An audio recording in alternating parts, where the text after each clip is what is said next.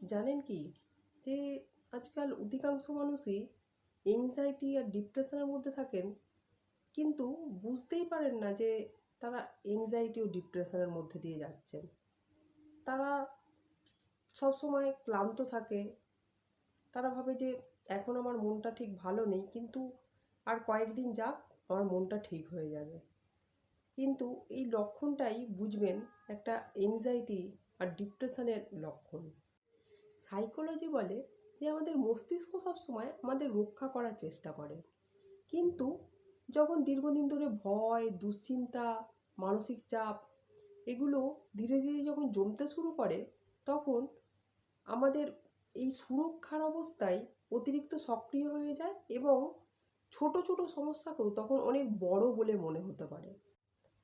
Anxiety মানে শুধু দুশ্চিন্তা নয়। এংজাইটির যে লক্ষণগুলো প্রকাশ পায় সেগুলি হলো বুক ধড়ফড় করা, মন অস্থির থাকা সবসময়, ভবিষ্যৎ নিয়ে অকারণ ভয় কাজ করা, সবসময় মনে হয় যে আমার সাথে কিছু একটা খারাপ হতে চলেছে। অনেকেই এটাকে নিজের স্বভাব বলে এড়িয়ে যান। ডিপ্রেশন সবসময় চোখে দেখা যায় না। একজন মানুষ সবার সাথে হাসেন, কাজ করেন, আবার কথাও বলেন, কিন্তু ভেতরে ভেতরে তিনি সবসময় ক্লান্ত অনুভব করেন, ভেতরে ভেতরে অনেক ভেঙে পড়েন। যেই কাজ এক সময় ভালো লাগতো, কিন্তু সেটা এখন আর ভালো লাগে না।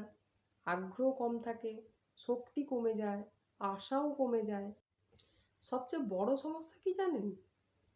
যে মানুষ শরীরের তো যত্ন নেয়, কিন্তু মনের যত্ন কেউই নেয় না। যদি আপনার মধ্যেও এই ধরনের অনুভূতি দীর্ঘদিন ধরে থেকে থাকে, তাহলে সেটাকে একদম দুর্বলতা ভাববেন না। প্রয়োজনে একজন বিশ্বাসের মানুষ অথবা একজন মানসিক স্বাস্থ্য বিশেষজ্ঞের সাথে কথা বলুন। মনে রাখবেন, সাহায্য চাওয়া কিন্তু কোনো দুর্বলতা নয়। সাহায্য চাওয়া মানে আপনার সাহসিকতার পরিচয়। খুশিতে ভরে উঠুক আপনার জীবন, এটাই আমার ভগবানের কাছে প্রার্থনা।